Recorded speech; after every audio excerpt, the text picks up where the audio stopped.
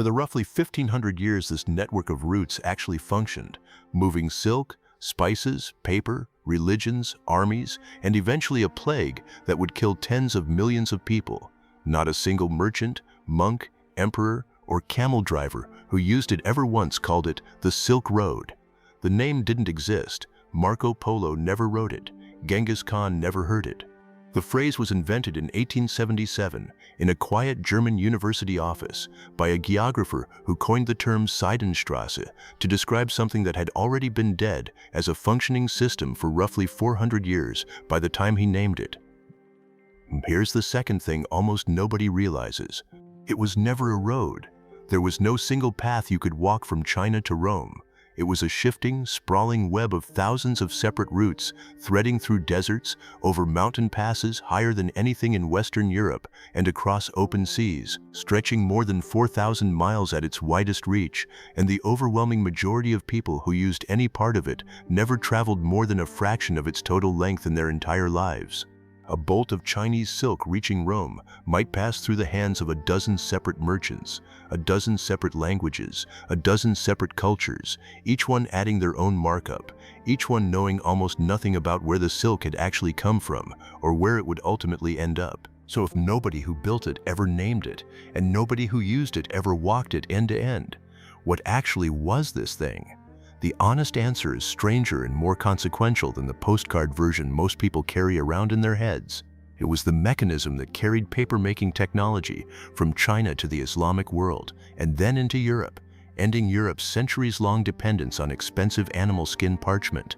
It carried gunpowder, glass-making, and mathematical concepts across 3 continents. It carried entire religions, Buddhism, Zoroastrianism, Nestorian Christianity, and Islam, into regions that had never encountered them before, reshaping the spiritual map of half the planet. And in 1347, it may have carried something else entirely, the deadliest pandemic in recorded human history, riding west along the exact same routes that had spent a millennium and a half connecting civilizations, until connection itself became a weapon. This is the story of the network the world would later name the Silk Road. And it begins not with silk and not with trade, but with a failed military alliance and a Chinese diplomat who spent 13 years as a prisoner of war before he ever completed his mission. It's 138 BC, in the Han Dynasty capital of Chang'an, in what is now central China. Emperor Wu, a young, ambitious ruler recently ascended to the throne, is furious with a decades-old policy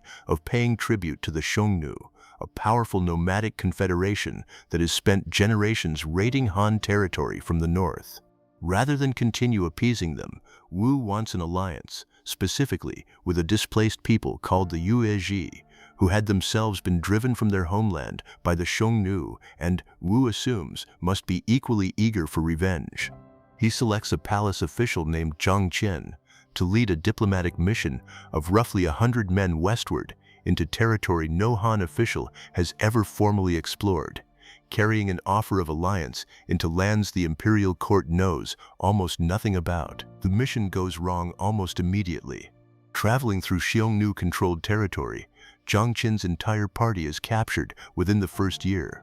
What follows isn't execution. The Xiongnu leader instead keeps him alive, gives him a degree of freedom, and even arranges his marriage to a Xiongnu wife, with whom he has a son. For 10 years, Zhang Qian lives as a captive guest rather than a prisoner in chains, learning the language, the terrain, the politics of the steppe, and never abandoning his original mission. When he finally escapes, roughly a decade after his capture, he doesn't turn back toward home. He continues west, eventually reaching the Yuezhi in what is now northern Afghanistan, only to discover they've grown comfortable in their new territory and have no interest whatsoever in a war of revenge against the Xiongnu. His actual diplomatic mission, in other words, is a complete failure. And yet, when Zhang Qian finally makes it back to Chang'an in 126 BC, 13 years after he first set out, having been captured a second time on his return journey and escaped again, what he brings back matters far more than any military alliance ever could have. He brings detailed, first-hand intelligence about an entire world the Han court had no prior knowledge of, the kingdom of Dayuan in the Fergana Valley, famous for its powerful heavenly horses, a breed far superior to anything available in China. The wealthy trading kingdom of Daxia, skilled in commerce, and reports, second-hand but tantalizing, of Chinese goods already circulating in markets thousands of miles from China's own borders, carried there through trade networks nobody in the Han court had ever mapped or even suspected existed. Emperor Wu, hearing this, doesn't just accept his failed diplomat back into service. He becomes consumed with the idea of formally opening contact with these Western kingdoms, launching further military campaigns to secure the trade corridors Jiang Qin had scouted, and sending merchants and envoys out along the same routes. A mission that set out purely to build a military alliance against a common enemy ended up, almost as an accident of failure, opening the eastern end of what would eventually become the largest trade network the ancient world had ever seen. What began moving along these routes in the centuries after Jiang Qian's return was, unsurprisingly, silk, a fabric China had been producing since at least the Neolithic period, whose method of manufacture the Han dynasty guarded as a closely held state secret, punishable by death for anyone caught smuggling silkworm eggs or cocoons out of imperial territory. Roman elites, encountering silk for the first time through Central Asian and Parthian middlemen who charged extraordinary markups at every stage of the journey, became so enamored with the fabric that Roman moralists began publicly complaining about it, worried that Rome's gold was draining eastward to pay for what they considered a frivolous, effeminate luxury. Pliny the Elder, writing in the 1st century AD, grumbled that Rome was hemorrhaging enormous sums of money annually just to keep its wealthiest citizens draped in Chinese thread. And for centuries, the Romans buying that silk had no real idea where it actually came from or how it was made, imagining vaguely that it grew on trees somewhere in a distant land they called Ceres, the land of silk. But treating this network as though silk were its primary purpose badly undersells what was actually moving through it in both directions for the next 15 centuries. Chinese papermaking technology, invented centuries earlier and long kept relatively contained within East Asia, finally spread west after the Battle of Talas in 751 AD,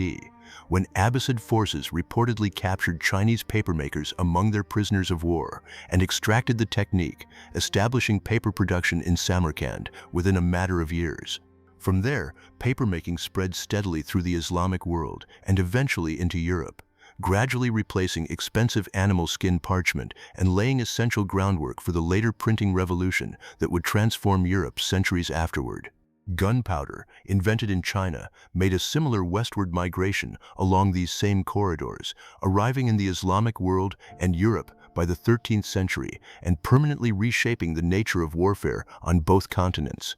Glass-making techniques, mathematical concepts, including the numeral system the West still calls Arabic numerals, itself adapted from earlier Indian mathematics, medicinal knowledge, and countless artistic and musical influences all flowed back and forth across these same routes, carried not by any single grand caravan, but by an accumulated, largely anonymous chain of merchants, monks, and travelers, each one moving goods and ideas only a fraction of the total distance, handing them onward to the next link in a chain none of them could see the full length of. And perhaps most consequentially of all, these roads carried religion. Buddhism, born in the Indian subcontinent, spread into Central Asia and China largely along these same trade corridors, carried not primarily by armies or conquest, but by monks, pilgrims, and merchants who wove their faith into the same routes they used to move goods. One of the most famous of these travelers was a Chinese Buddhist monk named Xuanzang,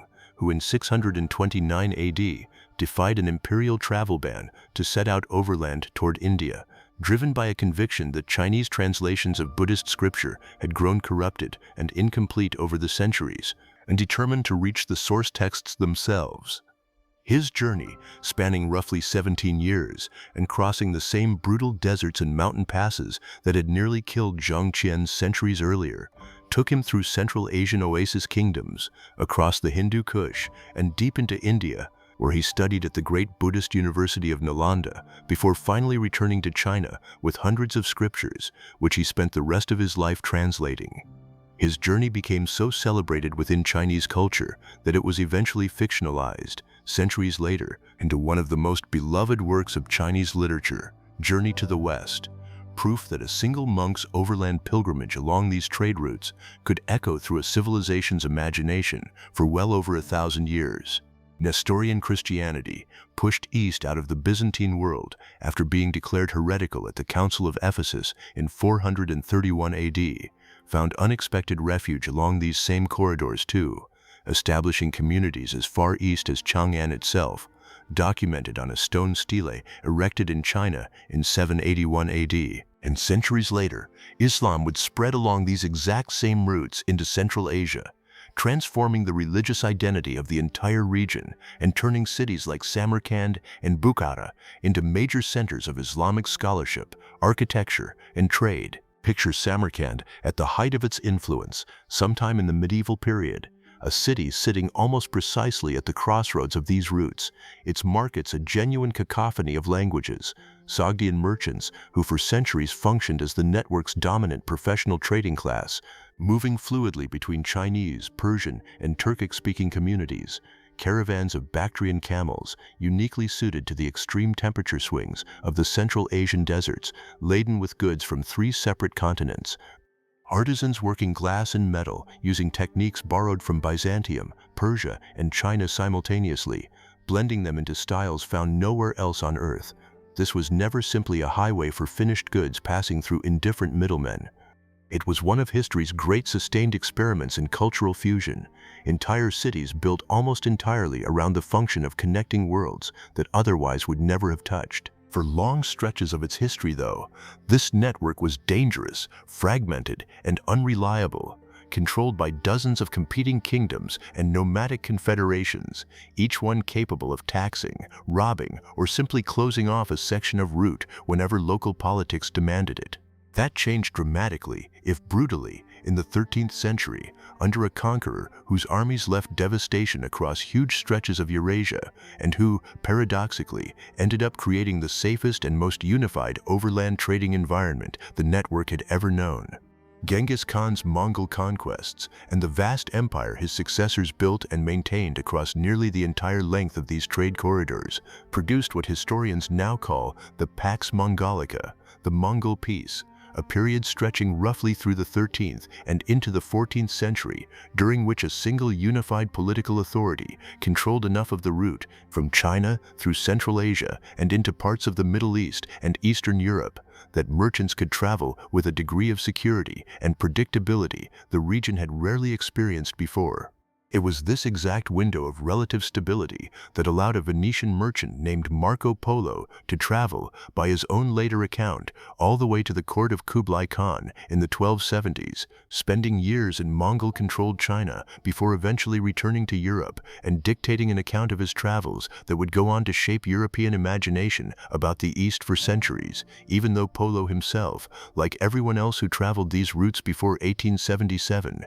never once used the phrase Silk Road to describe any part of his own journey. But the same infrastructure that had allowed the Pax Mongolica to move silk, paper, and Buddhist scripture with unprecedented ease was, by its very design, exceptionally good at moving something else too: disease. In 1346, a Mongol army under Khan Jani Beg of the Golden Horde was laying siege to Kaffa, a fortified Genoese trading post on the Crimean coast of the Black Sea, one of the critical junctions where overland Silk Road goods were loaded onto Mediterranean ships bound for Europe. According to a contemporary account written by an Italian notary named Gabriele de Musi, who was not himself present at the siege, and whose account historians today treat with real caution, since it was assembled second-hand from fleeing refugees rather than direct observation, the Mongol forces besieging Kaffa were themselves being ravaged by a mysterious, catastrophic plague.